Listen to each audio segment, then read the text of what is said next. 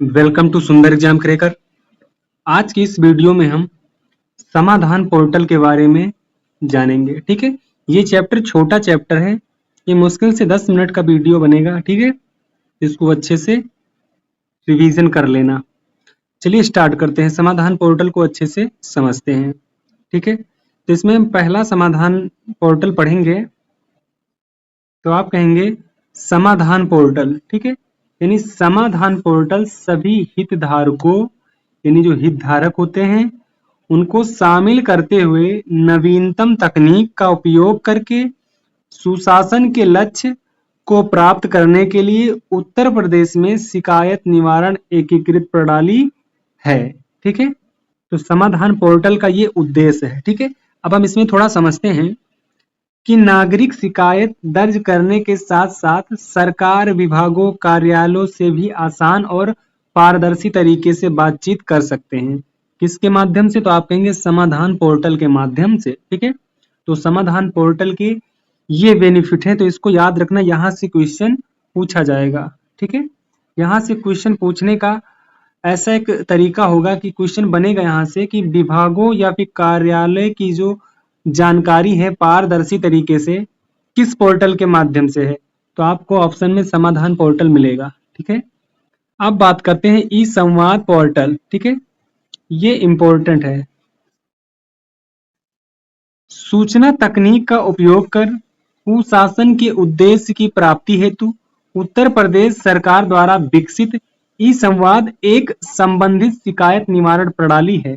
ठीक है, इसमें पहला पॉइंट याद रखना कि नागरिक किसी भी शिकायतों को ऑनलाइन ट्रैक कर सकेंगे। ठीक है, इसके माध्यम से। ठीक है, दूसरा, विभिन्न माध्यमों से प्राप्त शिकायतें एक ही पोर्टल प्लेटफॉर्म पर उपलब्ध हो सकेंगी। ठीक है, ये 2 पॉइंट याद रखना।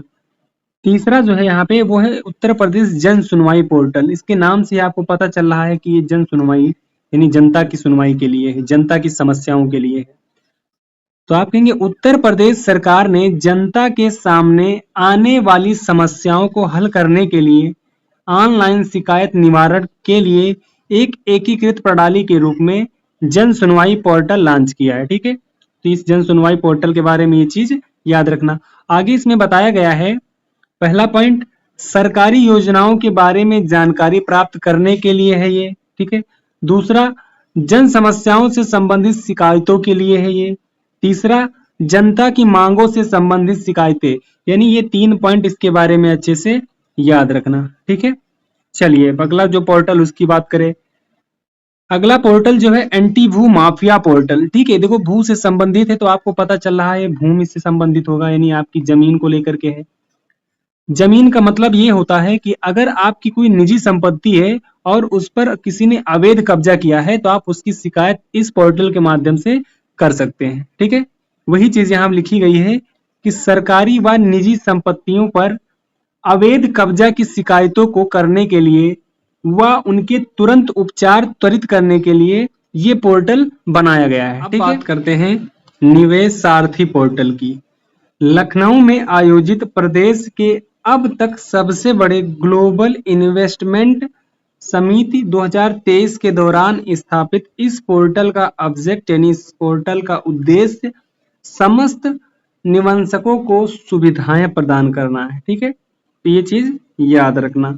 इसके बाद एक आता है निवेश मित्र पोर्टल। ठीक है, ऑनलाइन आवेदन तथा उसकी ट्रैकिंग से संबंधित है ये। ठीक है, उसके बाद आता है ई साथी पोर्टल, जो उत्तर प्रदेश के नागरिकों हेतु विभिन्न सरकारी सुविधाओं का वन स्टॉप सॉल्यूशन है। ठीक है,